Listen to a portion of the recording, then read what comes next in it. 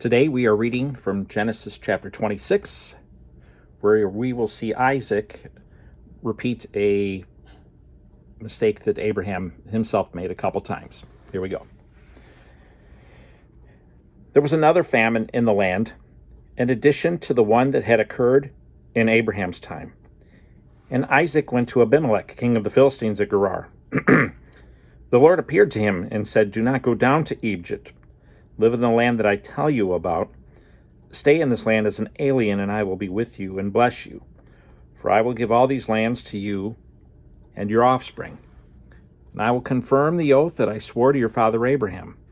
I will make your offspring as numerous as the stars of the sky. I will give your offspring all these lands, and all the nations of the earth will be blessed by your offspring, because Abraham listened to me and kept my mandate, my commands, my statutes, and my instructions."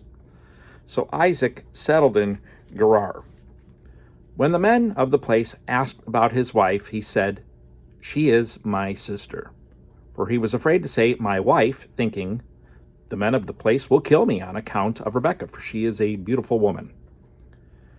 When Isaac had been there for some time, Abimelech, king of the Philistines, looked down from the window and was surprised to see Isaac caressing his wife Rebekah. Abimelech sent for Isaac and said, "So she is really your wife? How could you say she is my sister?" Isaac answered him, "Because I thought I might die on account of her." Then Abimelech said, "What is this you have done to us? One of the people could easily have slept with your wife, and you would have brought guilt on us." So Abimelech warned all the people, "Whoever harms this man or his wife will certainly be put to death." Isaac sowed seed in that land, and in that year he reaped 100 times what was sown. The Lord blessed him. The man became rich and kept getting richer until he was very wealthy. He had flocks of sheep, herds of cattle, and many slaves, and the Philistines were envious of him. Philistines stopped up all the wells that his father's servants had dug in the days of his father Abraham, filling them with dirt. And Abimelech said to Isaac, "Leave us, for you are much too powerful for us." So Isaac left there, camped in the Gerar Valley, and lived there. Isaac reopened the wells that had been dug in the days of his father Abraham, and that the Philistines had stopped up after Abraham died. He gave them the same names his father had given them. Then Isaac's servants dug in the valley and found a well of spring water there. But the herdsmen of Gerar quarreled with Isaac's herdsmen and said, "The water is ours." So he named the well Esek, because they argued with him.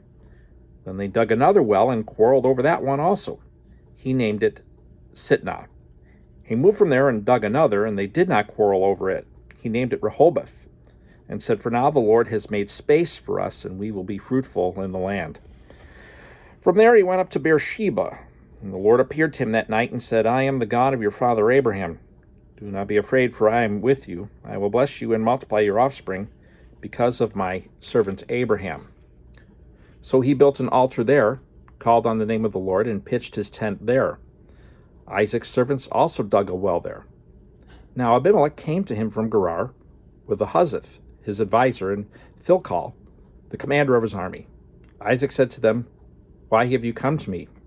You hated me and sent me away from you." They replied, "We have clearly seen how the Lord has been with you. We think there should be an oath between two parties, between us and you. Let us make a covenant with you. You will not harm us, just as we have not harmed you, but have done only what was good to you, sending you away in peace. You are now blessed by the Lord." So he prepared a banquet for them, and they ate and drank.